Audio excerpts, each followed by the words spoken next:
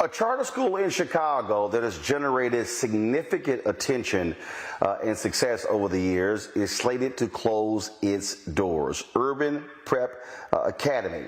They have been denied by the Illinois State Board of Education. They've been denied the school's appeal to keep control of its two remaining campuses. The state board says Urban Prep was poorly run and not financially responsible in recent years, saying it did not have the best interest of students in mind. Now, school leaders continue to deny these claims. Joining us now from Urban Prep is the Chief Academic Officer, Dennis Lacewell. Dennis, glad to have you on the show. So first and foremost, for a lot of people, we heard about Urban Prep. Tim King, he was lauded in magazines and newspapers and by groups in all around the country. So where all of a sudden did things go wrong with Urban Prep based upon what we're seeing here? Tim King is no longer involved with the school. He was forced out, the foundation as well. There were allegations of him being involved with former students, all sorts of different things like that. And so what in the world happened to what was a huge success story? Yeah. Thank you for this time to get the record straight. Unfortunately, there's been a lot of misinformation out there regarding Urban Prep and our success for almost 20 years now, where we've had 14 consecutive years of our graduates being accepted to four-year colleges. Well, it started in January 2022. We actually received a formal letter from CPS stating they were pleased that our financial metrics, we met all the financial metrics, that we were doing very well. But then 2 weeks later, received a memo referencing past financial challenges. I know you worked in Chicago for some time, but when Governor Roland was the governor of Illinois, there was no state budget for 2 years. During those 2 years, the Chicago Public Schools decided to cut the budget in the middle of the year twice.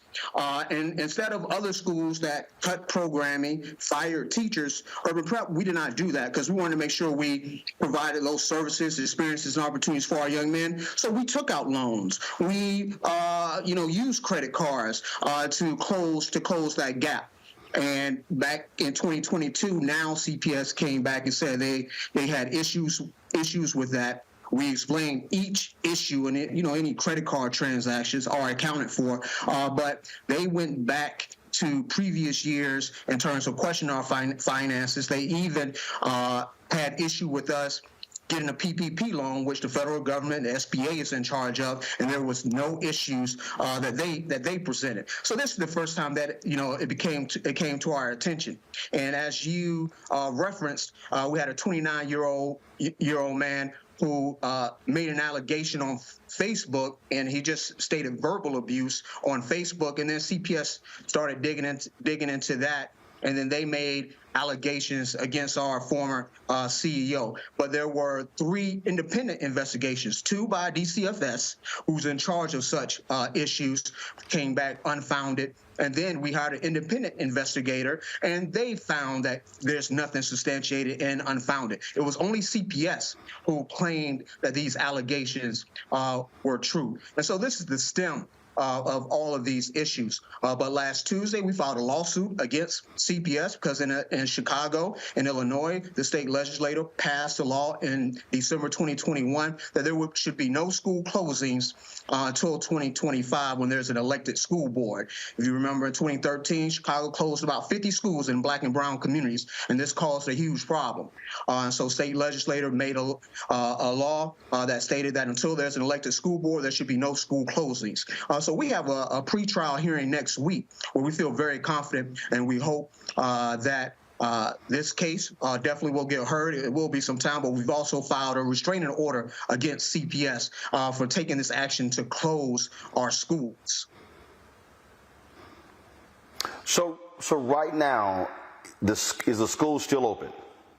Yes, there's no impact on any of our schools or anything through June 30th. As a matter of fact, I have my Winston-Salem State university had, I'm a graduate of, we had our 14th annual signing day downtown in Daly Plaza. So we had all our students there, and similar to what you see with five-star athletes, we had each of our students come up to the microphone and announce where they were going to college, and then they donned that hat. And so if you check our website, you can see those visuals and images, and we challenged the city and the media, who a couple weeks ago broadcast across the world where we had a lot of black youths and black boys downtown, being unproductive. That was broadcast everywhere. But we challenged everyone to broadcast this event we had today, where we had hundreds of young black men celebrating their brothers who were announcing to the world the four-year colleges they were going to. Questions from my panel. Lauren Burke, you're first. How many students graduate generally every year at Urban Prep? If you count all our campuses, a little over 100. We've had 2,200 over the past 17 years. Fortunately, we've felt the impact of the decline in enrollment in Chicago public schools, as unfortunately black families are leaving the city of Chicago. So we felt that impact. But this year we have 100 seniors. Thank you. Jason. So you have a new mayor-elect in the city of Chicago. He has an education background.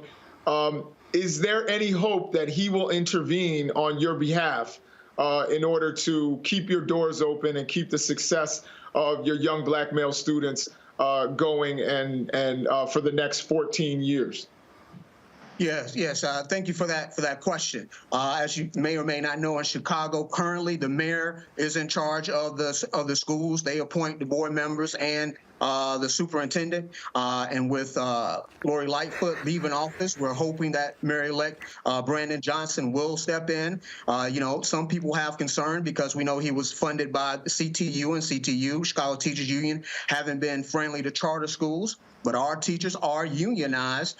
We hope that he's willing to step in, because we agree with the statement he made about those events that happened a couple weeks, that we should not demonize our young people, particularly when their communities have been starved of opportunities. And Urban Prep, for almost 20 years, have fed the community, and particularly black boys with experiences, opportunities for them. So we're looking to get a meeting with him.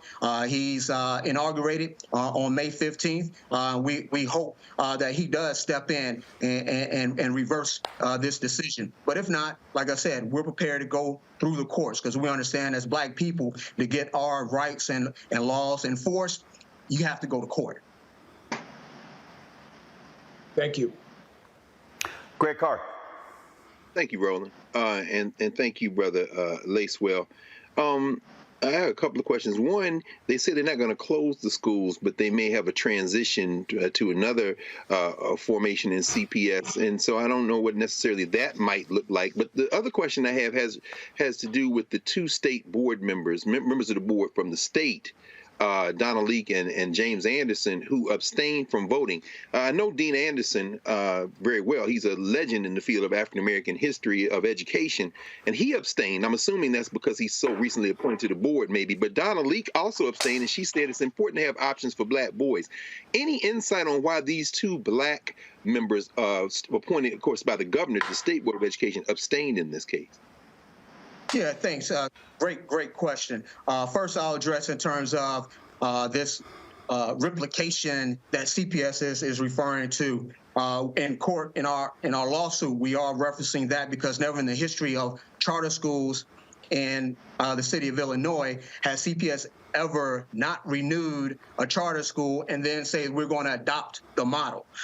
This is just a ploy in which initially they were trying not to use the word close. They were using takeover. And initially they were using the words, we're going to take over Urban Prep, so it'll be CPS run Urban Prep. But we quickly reminded them and sent a cease and desist letter because we own the copyright and trademark of Urban Prep and everything that we do. And so then they now changed that to a like model, and they haven't given any details. And again, they've had 60, 75 years in terms of the focus on black boys, and they haven't done the job that we've done. And so they're not going to, we do not believe, and no one should believe, and there's no evidence that they'll do as well as job as we will. And then in regard to the abstaining. I actually spoke, at the board meeting last week. I referenced Dr. Anderson's work as the founding principal. I used his work in terms of establishing, our schools, and, really disappointed because,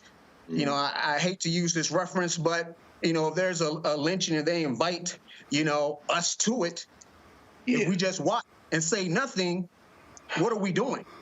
And so I was just really disappointed that they just felt to abstain. We got to do more than just have a seat at the table. Yes, sir. Thank you. So again, you are going to have, with your lawsuit, a hearing next week. Yes. And what we expect from that hearing, that the judge will give CPS an opportunity to respond to what we submit, our briefs that we provided to the court. We'll ask the court to, make a decision on the temporary restraining order that we've asked be put in place because school lets out June 9th, and our families, our students, our staff need some indication in terms of their educational futures. And so that restraining order, we would ask that everything be halt and that CPS is forced to the table and we are allowed to, continue the school through next year while this case is being heard. All right, then, Dennis, we certainly appreciate it. Keep us abreast of what happens. Again, Urban Prep has gotten lots of attention over the years, accolades and praise. And so it certainly would be very sad to hear of its demise there in Chicago. We appreciate it. Thanks a lot. All right. Thank you and all that you do. Thank you.